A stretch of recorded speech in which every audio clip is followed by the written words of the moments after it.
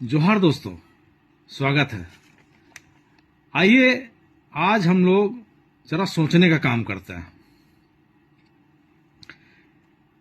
सामूहिक रूप से किसी भी समुदाय को भड़काने के लिए जिन तत्वों का सहारा लिया जाता है, आप गौर करेंगे तो पाएंगे उनका संबंध धर्म से ज्यादा भौगोलिक और सामाजिक होता है और दावा धर्म की रक्षा करने की होती है। जैसे त्योहार को ही ले लीजिए। त्योहार, अधिकांश धर्मों का त्योहार भौगोलिक कारणों और सामाजिक उद्देश्यों से मनाया जाता आ रहा है। भाषा या बोली, इसका भी संबंध क्षेत्रीय यानी भौगोलिक ही होती है। भोजन या खानपान, बिल्कुल अलग अलग क्षेत्रों में उपलब्धता के आधार पर भोजन की रुचियों में भी अंतर स्पष्ट नजर आता है।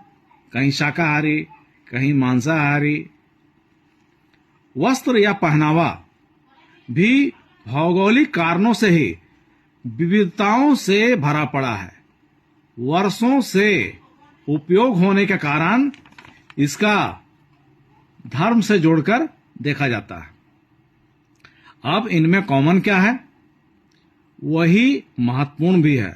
गौर कीजिएगा, ये सभी किसी भी समुदाय में लगातार पीढ़ी दर पीढ़ी सदियों से उपयोग किए जाने के कारण स्वाभाविक है उस पूरे समुदाय का उन पर गहरी आस्था, प्रेम, सम्मान और उनको अक्षुण्ण रखने की भावना बनी रहती है। बस इसी का फायदा सांप्रदायिक विचारधारा के संगठनों द्वारा उनको नुकसान पहुंचाकर, हस्तक्षेप करके और विरोध करके उस लक्षित समुदाय को उकसाने के लिए प्रेरित करता है। जहां क्रिया के विपरीत प्रतिक्रिया हुई, लो हो गया उनका काम। जो चाह रहे थे, जैसे ही प्रतिक्रिया होती है उनका काम बनता है। बहुत ही गंभीर बात है। सामान्य और निष्पक्ष विचारधारा के लोगों को अपनी ओर आकर्षित करने में उनको सफलता मिलती है। साथ ही साथ एक ही झटके से वह सातिर सांप्रदायिक संगठन बाकी लोगों को ध्रुवीकरण करने में कामयाब हो जाते हैं। सोचना यह है कि अपने धर्म को खतरे में बताकर धर्म और राष्ट्रवाद का चोला ओढ़कर अन्य धर्मों के त्योहार, भाषा, भोजन, वस्त्र और अन्य में हमलावर होकर अपनी धर्म की रक्षा कैसे कर सकते हैं, इसको समझना होगा। और बार बार मैं बोलता हूं, फिर बोल रहा हूं, कोई भी सांप्रदायिक व्यक्ति या संगठन विचारधारा धार्मिक और राष्ट्रवादी हो ही नहीं सकता है।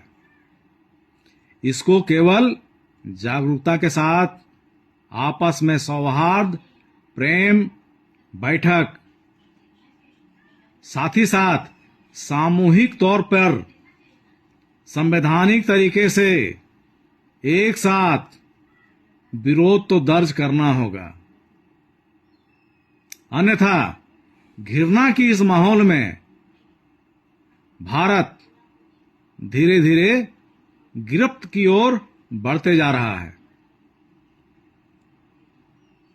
समझना होगा।